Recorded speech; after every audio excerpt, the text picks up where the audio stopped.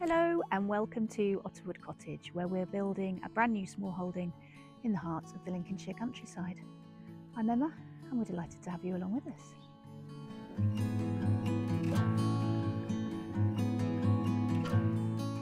It's an exciting week this week. Today is Wednesday and yesterday evening, just as we got towards the end of the day, a very exciting delivery arrived. Let me turn you around and show you.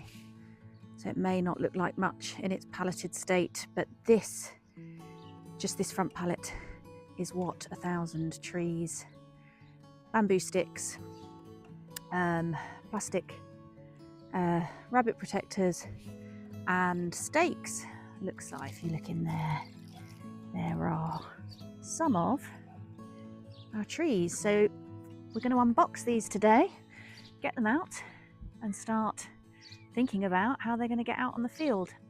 They arrived yesterday evening. Under the contract we have 7 days in which to get them in the ground, so we have until next Tuesday, we've decided, because they came so late yesterday. So the aim in our mind is to get all of these in the ground by the end of next Tuesday. Now there has been lots going on the small holding since I got home.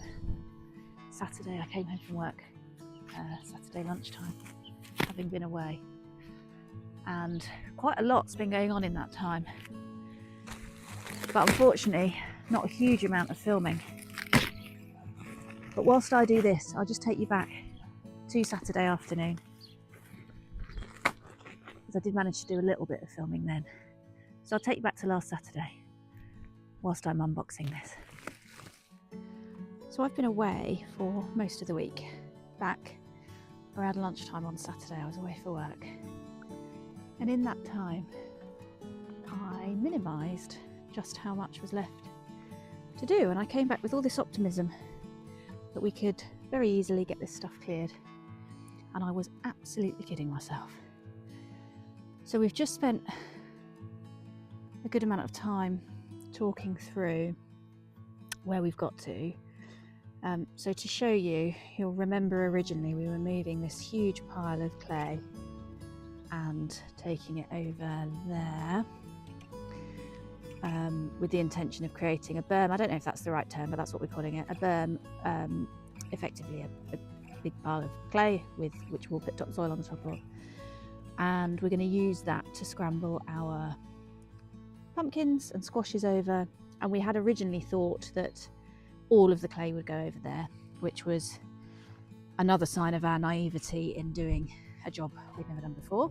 We did get a large amount of it with the digger before the digger was taken, but we are left with a huge pile of clay and 3 big piles of mix of clay and topsoil with a tiny bit of clay, and complete topsoil. We're less worried about those 3 piles at the moment, because the clearing that we were planning to create next to the pond, which is there, was pretty much the shape of that. I mean, ideally, in an ideal world, it would have only have come to here and not out to there, but we feel okay about that. The topsoil we can shift, it's much lighter than the clay. It's not great, we'd have loved to have moved it all, but we haven't, and we can deal with it.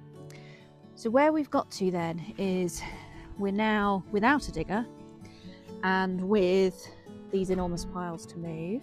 And we think what we're going to do, well, we know what we're going to do, is put a second berm in along here between these 2 trees without a lot of topsoil on it, and grow some wildflowers that prefer not to have very fertile soil. So we've got a lot of poppies and other things that we think we can scramble up and over. A nice kind of berm there for a bit of interest in the landscape. Keeps everything from being completely flat all the time. So that is our next task for today. Now we remember just how many trips back and forth with a digger it took to take a pile, probably 3 or 4 times this size. So with the wheelbarrow it's going to take a really long time. So I am bringing out the elbow grease and the enthusiasm to move heavy things.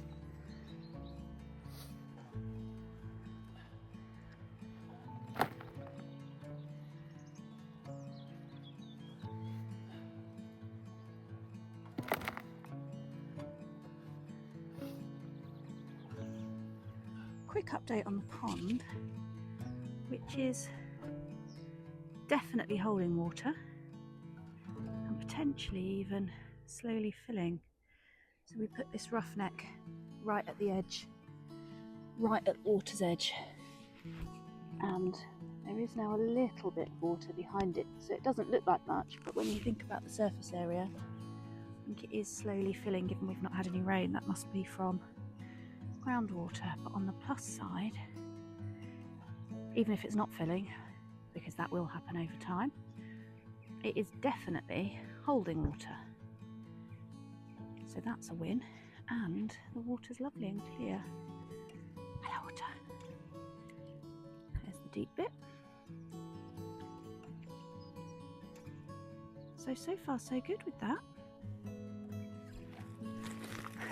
So as you can see, a little bit overwhelmed when I came home on Saturday. Things have moved on since then. There's still a mountain to move, almost literally, in terms of earth. But in terms of my approach to it, I'm feeling less overwhelmed, less worried. Small progress is still progress. We're moving things along. And there's something very uplifting about blue skies, warmer weather, and the promise of a new woodland. Lots been going on with the seedlings and planting, which is also giving lots of positive vibes. So definitely feeling better than I was on Saturday.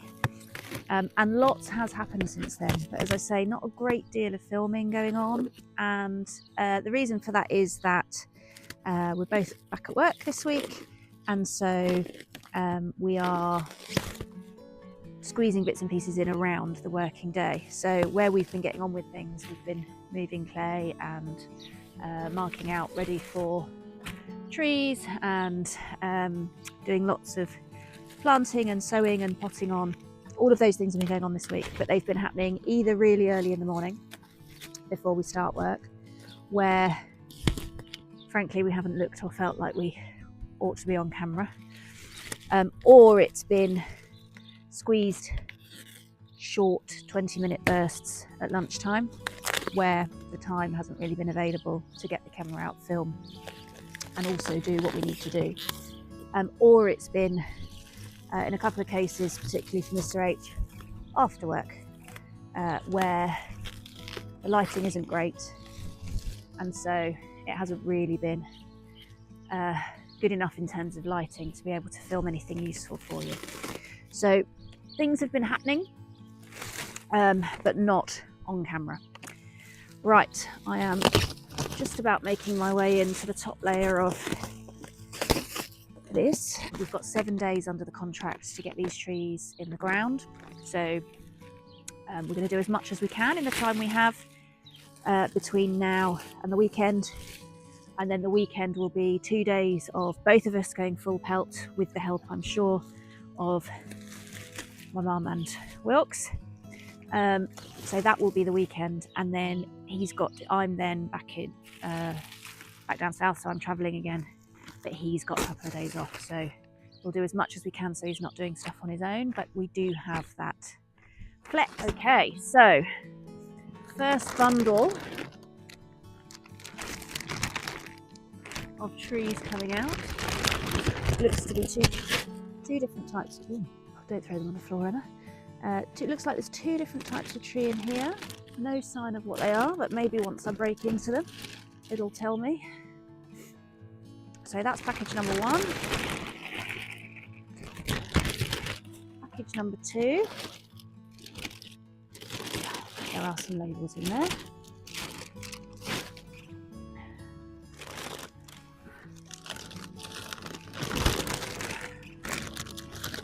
Package number 3 is heavy.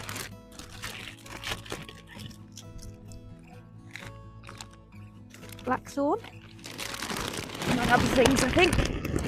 Package number 3, and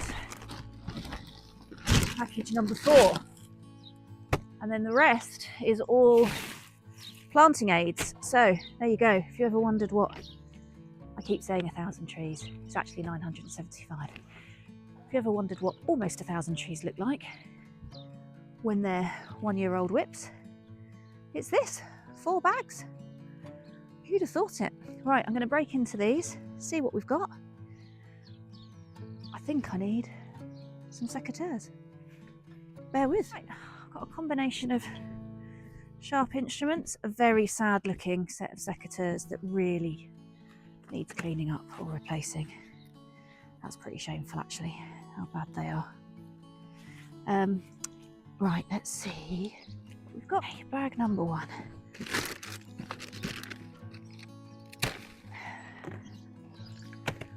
What do we have in here?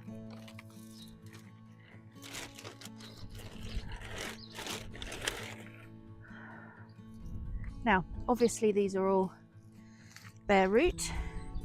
It looks like there's probably about 20 or so in a bundle.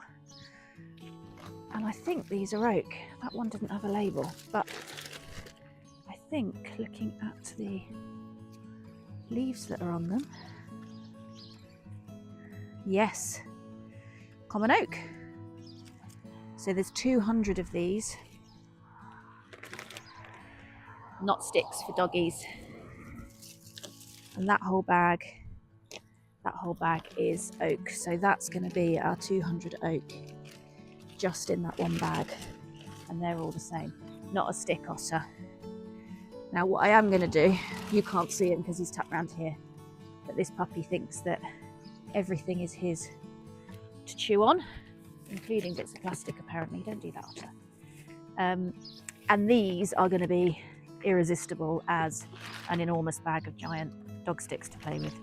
So I'm going to move them, once I've opened them, I'm going to move them the other side of that gate so that they're protected from him as much as anything else. So, oaks first. Let's move these out of the way. See what we've got in here. So the oak is the biggest amount of any single type of tree. I wonder if the list is, yeah, they're on here. So I can talk you through what we've got.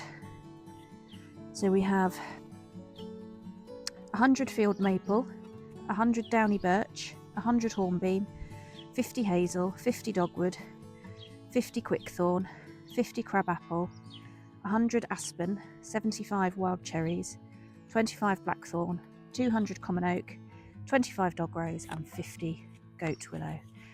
We've got a bit of a plan for how they're going to go into the woodland, which I'm loath to say this because last time I mentioned AI, a load of people took offence and I lost quite a few people that had been friends of the channel who were horrified. However, this is our reality. So I am somebody who likes to use technology when it's available and useful. And so we have used AI as well as the Woodland. So the Woodland Trust's plan was relatively basic in that it just said, these are the trees we're going to give you and you should plant them roughly this far apart from one another. They can be a bit closer, they can be a bit further apart. That was really the extent of the planting plan. And we are new to all of this, don't know lots. And so we used AI, fed in everything that we've got that's come in, fed in the area into which we're planting. And it gave us a suggested, not a perfect layout, but a suggested kind of in the centre. So it's talking about a central belt of oak to form the central section, and then around the pond, those plants that are more water loving and so on. So we've got a bit of a plan that we're going to work to, but it's going to be fairly random because that's how a woodland would form in reality. And then what we've got left in here are, these are all the plastic spirals to protect from rabbit and deer damage. Nobody likes using plastic. However, we would lose the whole lot if we didn't protect the trees. The Woodland Trust highly recommend we use these for obvious reasons. We have both deer and rabbits here. As you know, we haven't got the rabbit fencing up all the way around, although that will be secondary protection. And also, actually, as I've just said, puppies may also, when hanging around on the field, think that these are sticks to be collected and played with. And then we have bamboo sticks, and they are not for Most people probably already know this, but I didn't. I assumed when you see in fields the bamboo sticks, I thought they were staking the trees, but they're not staking the tree at all. They're not touching the tree.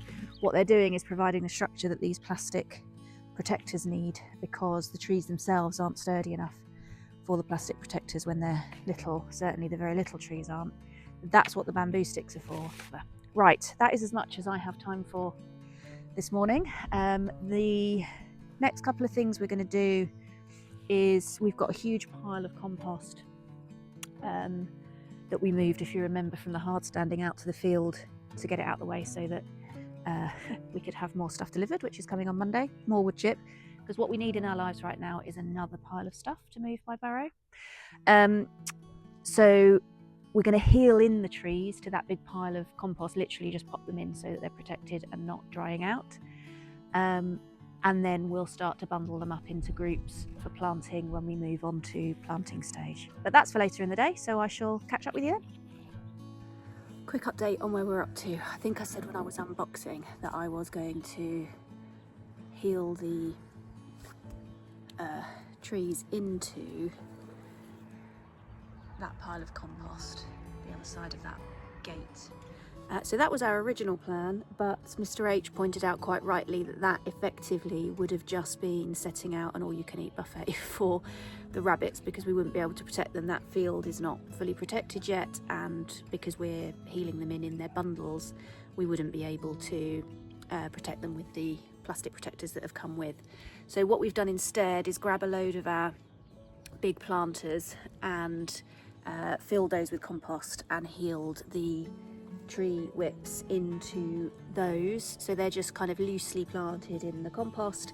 And the idea is that because it's going to take us the week to get these in slowly over time, and because it's such a nice, bright, sunny and dry week at the moment, which is fantastic, but it means that the roots would have dried out and potentially damage the plant. So this way the roots are protected, they're kept moist, we can water them if we need to, the compost's nice and moist, and that'll keep them protected.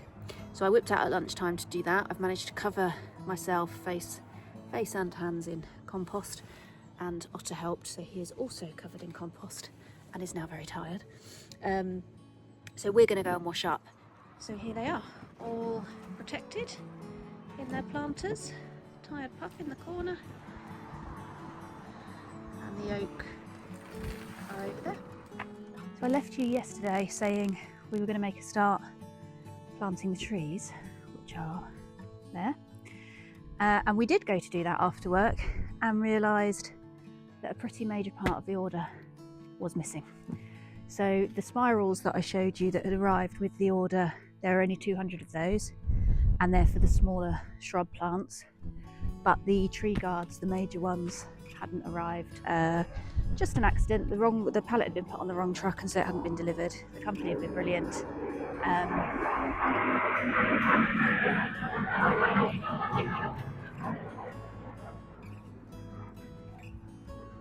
RAF jets. The company have been brilliant, and they've arrived now. Today's Thursday, so we lost a couple of hours of both of us being able to do it last night. Mr. H is now away, unfortunately, until Saturday, so it's just me to have a go at cracking on with this. So I'm not going to put too much pressure on myself.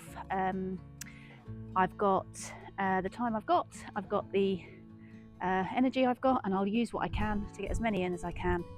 And same tomorrow, and then when Mr. H is back on Saturday and Sunday, we can get the elbow grease out and go a bit harder at it. And then the other end of that week is the opposite. I'm away for a couple of days, and he will have a go on his own. So that's what I'm going to do this afternoon, and I'll bring you along with me. All right, so here's the equipment we're using to get us started. We've got the plan that we've come up with has a central core running through the centre of the woodland of mostly oak, hornbeam and some hazel, and then a few other things put in around them.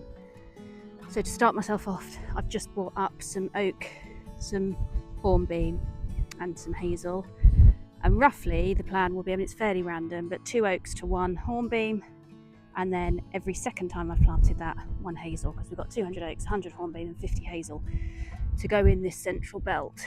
And then we have a long-handled old planter and a shovel for making the holes.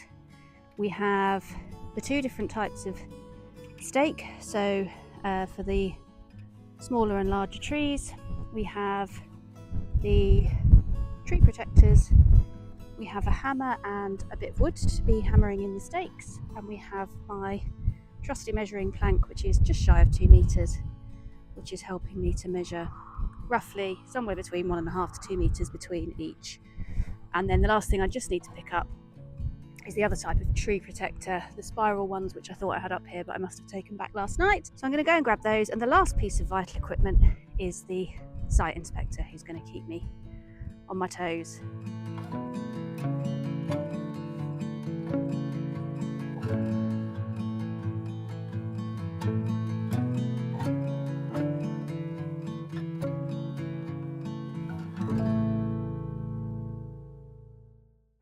We've created a sea of green plastic tubes, but you have to use your imagination. It's going to be amazing.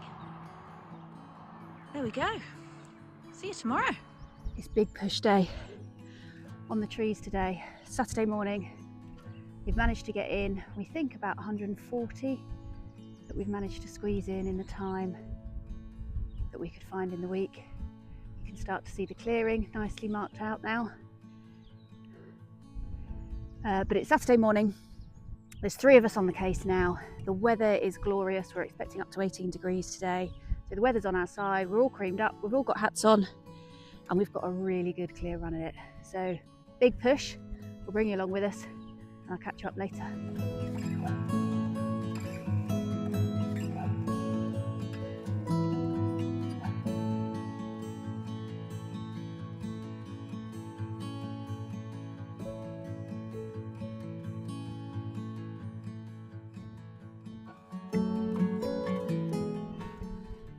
End of day 1, and we, apart from, it's now 6:10, the sun's about to disappear and it's going to be pitch black, and we've got no lighting out here, so we can't carry on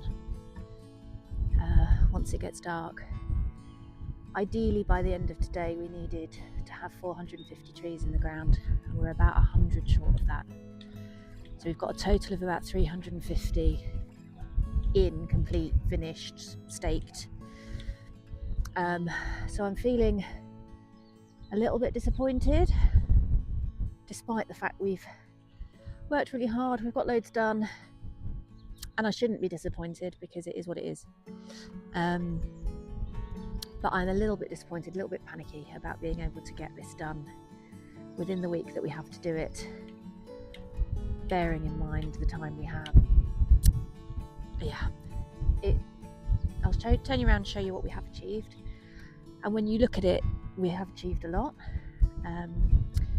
Tomorrow we're going to start earlier. We're going to get up really early, come out as soon as it's light, start early, hopefully get a head start on ourselves. What we have got, and I need to remind myself of this as well as telling you, is we are ahead of ourselves on holes dug.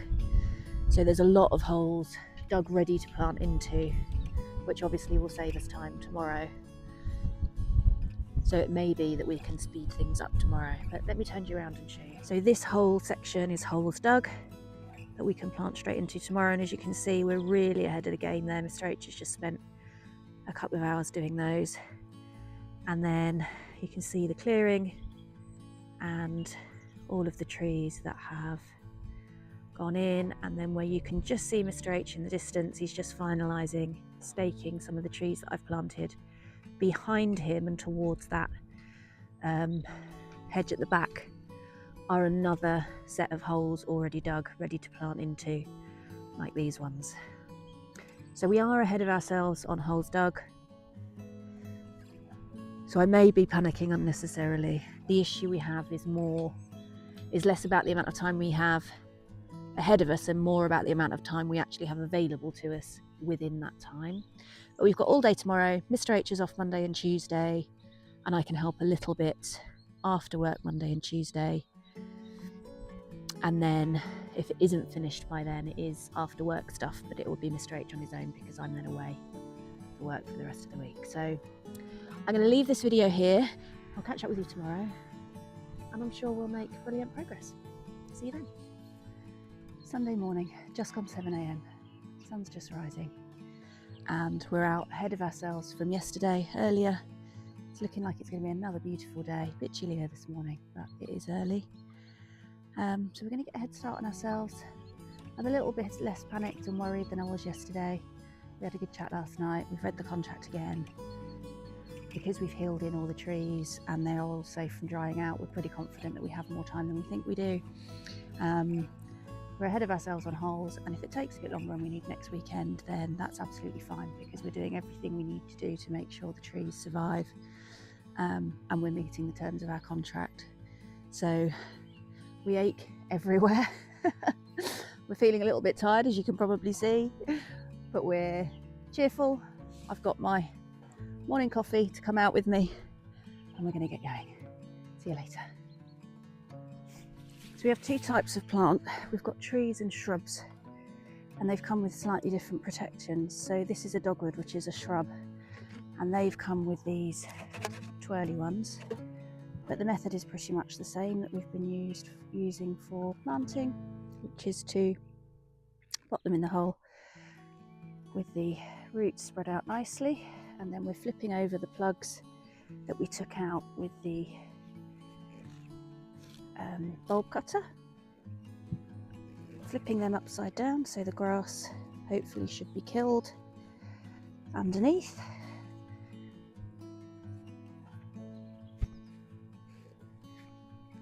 Like that, stamping them in, wheeling them in nice and firm, and then we're popping some cardboard around to further kill off the grass, which has all been made ready and pre-cut by Wilks, which makes a huge difference because it's nice and quick. So all that pre-work is really important. Then with these shrubs, they've got a bamboo cane which we pop in. I can do that by hand. And then the twirly protection fits over the top. Over time, we'll continue to build out. We're limited on cardboard, so we're having to do relatively small pieces at the moment so that all of the trees can have at least some cardboard. And then over time, we will work out, as we get more cardboard and mulch and things that we can use, to kill off the grass around each tree, eventually killing all of the grass across the whole space, because it's everything we've been reading and watching. Joel from Wild Your Garden did a video recently, really helpful, just at the right time for us. The grass is the most likely thing to kill off these trees. It will outcompete them, and it could be a massive waste of effort and time if we don't keep on top of that. So getting these planted is just the first challenge, and probably the more important one is controlling the grass around the trees and the shrubs so that they're not outcompeted and they've got a good chance of surviving. So I'll show you the other type of protection that we're using, which is for the trees that we've got. So this is a hornbeam, and the trees have come with a wooden stake and a tree guard rather than the twirly one. I don't know why the difference, but we've got 200 shrubs with 200 twirly guards, and we've got 775 trees with 775 tree guards. So there's obviously purpose for them being that way. The only thing I can think is perhaps that shrubs bush out more, and so the flexible twirly ones gives them scope to do that. But I'm guessing, and other people may know better than me. So this one's the hornbeam. Exactly the same approach, popping the plugs back in upside down, peeling that in nice and firm. There is a slight problem in that I don't have the oomph with the bulb cutter to be able to push it into the ground, so it has to be the Mr. H. or Wilks doing the cutting, and I'm largely doing the planting as a result. Because I just can't. I can get a spade in by stamping on it, jumping on it, but I haven't got the strength in my legs and arms to push the bulb cutter. It needs a bit more strength than I'm able to give it. So that's how the jobs have panned out, and that's fine. That's how these things work. We all play to our strengths. I have been better able to identify which are trees and which are shrubs and make sure they've got the right protection, so it works quite well. Now I've only pushed this garden far enough that I can with my hands to hold it steady. One of the things we found yesterday to speed things up was for me not to hammer these down and tighten these up, because that's how they work. You can see that on the screen. So it's got these zip ties which tighten to the stake, but that is an extra bit of work which slows me up. So Mr. H or Wilkes have been following behind and hammering those in, so I'm just popping them in hard enough that they don't fall over, and then someone else comes along and ties them off. So that's how we're planting. Right, we are at the end of Sunday.